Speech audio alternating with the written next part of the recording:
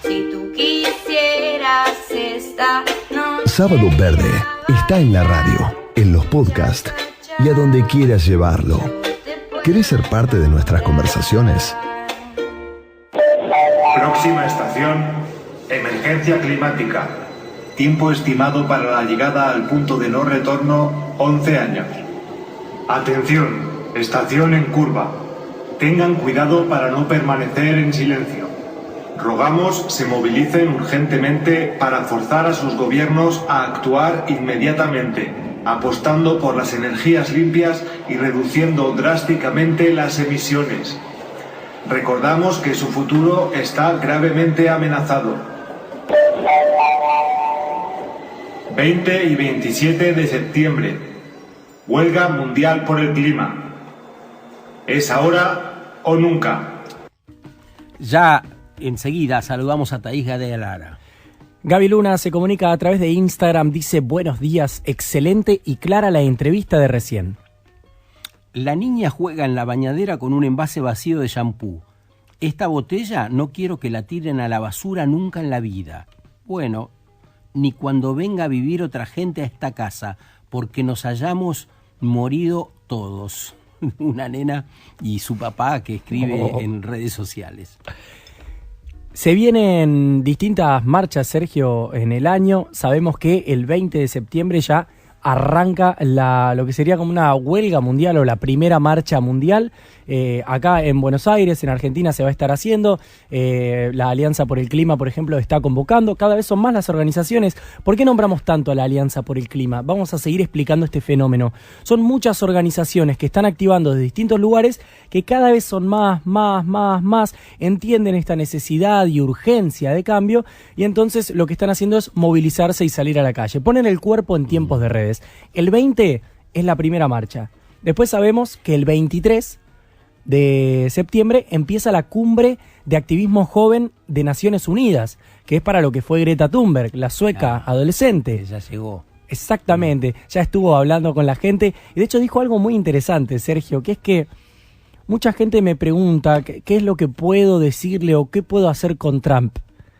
Y ella lo primero que responde, claro, es siempre tan clara. Dice: si no escuchó un montón de gente, ¿por qué me va a escuchar a mí? ¿No? Como diciendo... Bueno, se espera entonces que el 23 arranca la cumbre de jóvenes por el cambio climático de la ONU y el 27 se va a llevar a cabo también otra marcha mundial, en este caso impulsada por el movimiento Fridays for Future, Viernes por el Futuro, que son todos estos chicos de las escuelas que hacen huelga escolar y salen a marchar y van a copar el planetita entero.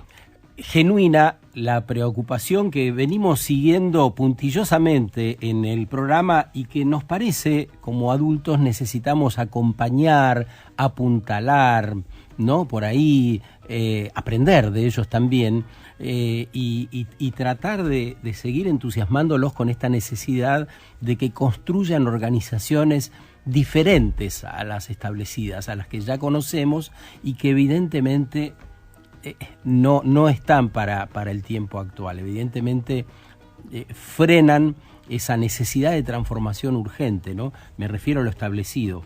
¿Vos qué pensás, Thaís? ¿Cómo estás? Buen día, ¿cómo están, chicos? ¿Todo bien? Buen día. Vengo escuchando el programa y quería hacer algunas observaciones recién, Juan, de lo que comentaste de las fechas, simplemente para que no se les pasen en el calendario. La idea, digamos, de lo que propuso Greta es que sea como una semana de movilización, si bien los puntos van a ser 20 y 27 porque es el viernes, ¿no? Sí. Pero la idea es como acompañar, porque toda esa semana, después que arranca el 23, es la gran semana en Naciones Unidas, entonces es un poco como mantenerse atentos toda la semana. Y después, el 23 es la cumbre de acción climática, que es donde están los líderes. La cumbre juvenil es el 21, es 2 días antes. No, eso lo hago como observación simplemente para que estén todos después atentos a esas dos fechas. Está perfecto. Está bueno. Si bien Greta seguramente participe en ambas, pero la del 23 es la que en realidad me atrevo a decir que es la que más no tiene que importar, porque es para ver si los líderes escuchan al final el reclamo de los jóvenes y vienen trabajando en algo más avanzado. La del 21, 2 días antes, sí es donde van a participar jóvenes de todo el mundo, más desde un punto de vista de las soluciones que ellos vienen trabajando, pero seguramente toda esa semana va a ser muy movida y creo que en función de lo que pase, ¿no?, en la cumbre de acción climática de los líderes, cómo va a ser la movilización después de ese viernes, ¿no?, Thais, el 27. Teniendo en cuenta esto que comentás, ¿no?, de que el 21 es la cumbre juvenil. Allí, entonces, ¿qué es lo que van a llevar? Estos jóvenes van a hablar de cómo están activando, de para dónde habría que activar, ¿de qué se trata ese intercambio? Bueno, mira, todavía no hay tanta información, ¿no?, al respecto, pero en realidad lo que se dice desde Naciones Unidas, por un lado hubo estos 100 jóvenes a los cuales Naciones Unidas eligió y que les paga todo un pasaje neutralizado en carbono, que se entiende que son todos jóvenes que desde algún punto de vista vienen trabajando, ¿no?, en soluciones. Y está enfocada en eso, como trabajar en ya sea por lo que ellos hacen o hacia dónde ven los jóvenes. La idea, digamos, en el fondo lo que Guterres quiso hacer un poco ante la respuesta, ¿no?, de Greta y todo el movimiento juvenil, es darles una voz a los jóvenes también en el marco de Naciones Unidas. Gutiérrez es el secretario general. Perdón, sí. Guterres es el secretario general, que él fue el que convocó a la cumbre de acción climática del 23. Que ahí lo que hay que tener en cuenta, porque he visto información errónea en medios de comunicación y medios Sos un perro sabueso, Sí, chicos, pero a mí ustedes saben que no, menos con temas que sigo tanto, o sea, pero que decían que los países tenían la obligación de ir a esa cumbre con planes nuevos. Y eso no es verdad, y es importante aclararlo, porque en realidad cuando los países tienen que presentar nuevos planes de acción climática que sean más ambiciosos, es decir, presentar porcentajes más altos de cómo van a reducir sus emisiones o nuevas estrategias de adaptación a cambio climático, es el año que viene, es en 2020. Ahora, ¿qué fue lo que dijo Guterres? No quiero llegar a 2020 y que no tengan nada nuevo. Entonces, por eso él convoca esta cumbre, para ver cómo vienen trabajando en eso y tener, digamos, más una idea de hacia dónde vamos. Entonces, también es importante eso porque no se acuerda que después vieron los titulares, o sea, como no se presentó nada. Y puede ser que algún que otro país no presente nada y ahí entonces eso va a dar lugar a todo el trabajo que va a tener que hacer, ¿no?, a lo largo del año.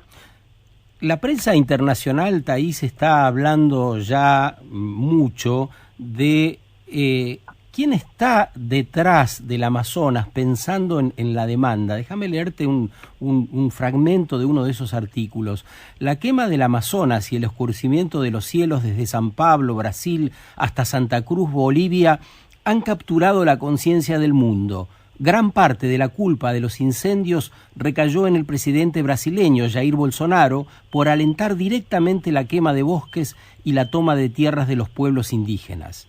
Pero el incentivo para la destrucción proviene de compañías internacionales de carne y soja a gran escala como JBS y Cargill y las marcas globales como Stop and Shop, Costco, McDonald's, Walmart, Asda y Cisco, que les compran y venden al público. Son estas empresas las que crean la demanda internacional que financia los incendios y la deforestación.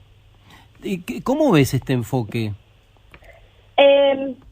Sí, supongamos que, o sea, porque no tengo la información precisa, por ejemplo, que McDonald's, ¿no?, compra carne que viene de ese ganado, pero son las empresas y son también los consumidores, ¿no? Como que digo, acá hay que todos, ¿no?, ver cuál es el grado de responsabilidad que se tiene. Entender lo que está pasando en la Amazonía implica considerar un montón de variables, ¿no?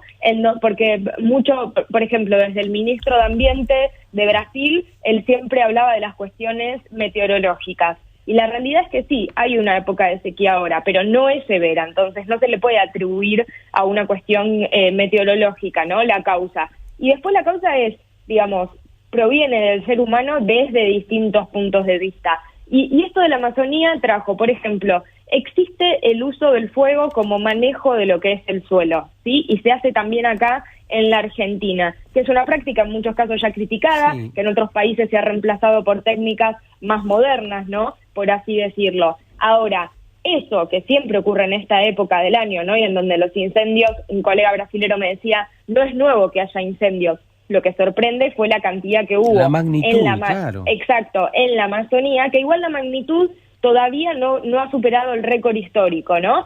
Pero lo que sorprende es en lo que pasó en el área de la Amazonía, Y ahí sí entonces se juegan dos cuestiones. Por un lado, los intereses de un sector para expandir lo que es la ganadería y la agricultura intensiva, y por otro lado un gobierno en donde ha implementado políticas un poco para facilitar, ¿no?, ese juego. Bolsonaro ha expresado públicamente su interés de explotación comercial de la Amazonía, en lugar de quizás facilitar, ¿no?, lo que es su preservación. Digo, si vos le reducís el presupuesto a lo que es la policía ambiental, ¿no?, que es la que controla que haya actividades ilegales, como pueden ser quemas ilegales, bueno, eso después las consecuencias se ven a la vista. Por eso la invitación a quizás reducir el consumo de carne o comprar productos que vengan de agroecología, ¿no? Digo, ahí está como qué es lo que uno puede hacer para por lo menos no favorecer o no demandar este tipo de modelo productivo, ¿no? Así es, pero por eso a mí me parece que ahí hay una responsabilidad diferenciada. No es lo mismo Juan González que va a comprar o lleva a McDonald's a su hijo, que las compañías y las corporaciones que se suponen que tienen personal especializado para saber cuál es el origen de las materias primas que están comprando, de dónde vienen, cómo fueron facturadas. Me parece que necesitamos exigir a las empresas esa nueva responsabilidad. ¿Quiénes trabajaron? ¿Lo hicieron en buenas condiciones? ¿Le pagaron lo que debían? Me parece que no se pueden hacer los desentendidos por lograr un mejor precio, es decir, por atender exclusivamente la renta. ¿Cuándo van a empezar a ver el entorno y el resto de las personas? ¿Cuándo? Sí. Cuando, digamos, la Amazonía, esto que pasó en la Amazonía puede ser, digamos, el accidente necesario. Y porque cuando vos recién todo lo que decías, de conocer el modelo de producción, conocer a las personas que están detrás, me hizo acordar a lo que pasó en la industria de la moda. ¿Cuándo se empezó a exigir transparencia en la industria de la moda? Cuando fue la tragedia de Bangladesh. Claro. De Rana Plaza, ¿sí? Cuando se desplomó ese complejo fabril y murieron un montón de personas. Lamentablemente tuvo que ocurrir eso para que se empiece a demandar que las empresas de moda sepan, ¿no?, de dónde viene, digamos, quién hace su ropa, en qué condiciones la realiza, y que uno como consumidor lo pueda conocer. Y lo que vos mencionás es eso, es transparencia, que es una de las cosas que Soledad Barruti, que muchas veces ha hablado, ¿no?, en Sábado Verde, es también lo que ella exige, ¿no? Las etiquetas no son transparentes, las etiquetas tienen información o que ni sirve o que ni entendemos, ¿no? Y por eso también a veces existen las certificaciones. Otros de los consejos que se dan estos días es que si compras un producto derivado de la industria maderera, que tenga la certificación FSC, entonces de esa manera se entiende que viene de lo que es una gestión forestal certificada, y no que, por ejemplo, se está deforestando un bosque para hacer ese cuaderno que vos podés estar comprando. Hay algo que me dijo un colega brasilero que me parece interesante, que dijo que, como que por primera vez el mundo prestó atención a los incendios, ¿no? Porque él me decía, como esto siempre pasa, y que se les empiece, ¿no?, a poner los ojos en eso, que se empiece también a cuestionar esta práctica del uso del fuego, ¿no?, como manejo del suelo. Quizás sirve, le quiero tratar de ver algo positivo a la situación, ¿no?, pero quizás sirve para eso, para que se empiecen a cuestionar un montón de cosas. Tiene que servir, Thaís. Yo hace 20 años que vengo escuchando en el norte de la Argentina, en Salta, en todas esas provincias, que es inconveniente que sigan realizando las quemas del modo que lo hacen. 20 años, cada año lo mismo. Y evidentemente la fortaleza de esos intereses hacen que siga la ronda. Ojalá esta puesta en vidriera de todo lo que está pasando haga cambiar esa actitud. Por otra parte, este modo de desmonte, ¿no?, que en algún momento lo nombraste para mí muy bien, y a su vez tiene un doble sentido, Thaís, que es, dijiste como este accidente, ¿no?, como algo de si se va de las manos o no, ¿no? Que en algún punto también es por qué utilizamos prácticas de desmonte que después no podemos controlar, ¿no? Entonces, teniendo en cuenta esto y teniendo en cuenta la repercusión que tuvo el caso de este incendio, en términos internacionales, ¿están buscando responsabilizar a alguien? ¿Podría esto convertirse, por ejemplo, en un caso de ecocidio como reconocimiento mundial? Sí, yo igual trataría de, viste, lo de los reconocimientos es como lo de la declaración de emergencia climática. Guarda que no quede en lo discursivo, ¿no?, sino en lo práctico. No, pero en principio digo, el reconocimiento de ecocidio para después decir, bueno, algo hay que hacer con esto. O sea, no podemos dejar que esto pase como si nada. Sí, yo yo creo que ahí, o sea, me gustó mucho una columna que sacó en Infobae esta semana Andrés Napoli de FAN, y me parece que un poco ahí estaba la clave de cuál es, digamos, la participación internacional que tiene que haber. Porque cuando pasó todo esto, que no desde el G7 hablaban de ayuda financiera y demás, pero sí yo en eso creo que coincido con lo que planteaba Andrés de la responsabilidad de la región, ¿no? Y una participación más activa que debiera haber de los países de América Latina, y que en América Latina tenemos algo que ahí Andrés en su columna decía puede ser el puntapié, ¿no? Para cambiar el paradigma que se necesita con todo esto de lo que pasó en la Amazonía, y que tiene que ver con el acuerdo de Escazú, ¿no? Entonces me parece que ahí hay que profundizar un poco más en eso, que es un documento que ya empezó a firmar y algunos países también a ratificar, que es de la región de América Latina y el Caribe, que tiene que ver con el acceso, ¿no?, a la información en temas justamente de cuestiones ambientales, con la defensa también de lo que son las comunidades originarias, y yo creo que, digamos, desde ese lugar me parece que tiene que ver con qué es lo que va a pasar después, y también yo creo que esto de lo que demuestra como enseñanza, y no menor en un año electoral para Argentina, es la importancia de que los temas ambientales y climáticos estén en las propuestas electorales. Lo de Bolsonaro ya se sabía su postura desde su candidatura, y la gente en Brasil eligió eso, ¿no? Totalmente.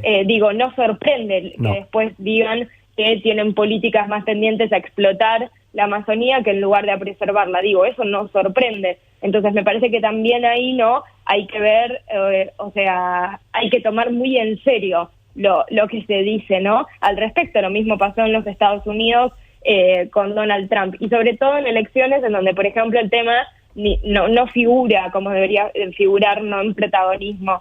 Es muy difícil, digamos, como desde el punto de vista, digamos, de la intervención, porque tampoco está bueno como que vengan otros países, ¿no?, a decir, más allá de que también es cierto que la Amazonía, si bien está distribuida a lo largo de determinados países, no deja de ser algo que su incidencia es para todo el mundo, ¿no? Por los ecosistemas que brinda. Thaís, nos acercamos a las 9 y no queremos dejar de hablar del Green Film Fest.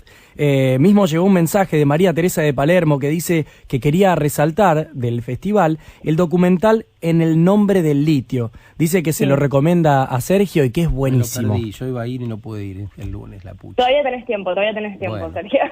Sí, el Green Film Fest, que se está desarrollando ahora en Cinemark Palermo, acá en la ciudad de Buenos Aires, hasta el miércoles 4 de septiembre, y yo creo que sobre todo lo del documental argentino En el nombre del litio, que es una coproducción de FAR con Calma Cine, justamente lo más novedoso tiene que ver con la temática, ¿no? Que poco se habla respecto de cuáles son los otros impactos ambientales y sociales de la extracción del litio, y que es algo que está ocurriendo en el norte de nuestro país, y la verdad que me parece, en eso está muy bueno adentrarse un poquito más, ¿no?, en las problemáticas, que después no nos sorprenda, ¿no?, como lo de los incendios de la Amazonía. Y después, recién comentaba con Dai, antes de conversar con ustedes, ella fue a ver Youth Unstoppable, que Juan, esa te la recomiendo, porque tiene que ver con justamente desde la mirada de una joven, cómo ella ha ido a lo largo de los últimos años registrando el nacimiento del movimiento juvenil climático, y creo que ahí también hay un mensaje como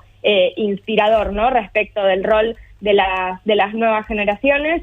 Y después hay películas vinculadas con, cambio climático, con conservación.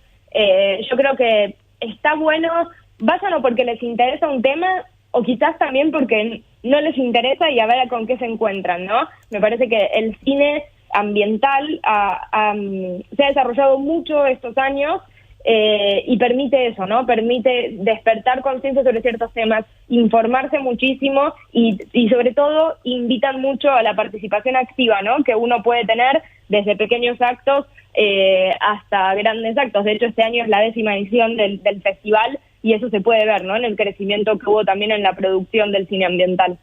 Muchas gracias, Thaís, por este rato con nosotros. Te deseamos una buena semana. Igualmente, chicas, para ustedes. Buen fin de. Thaís Gadea Lara, de Conexión Coral, de redacción del Canal de la Ciudad, y también, por supuesto, de Sábado Verde.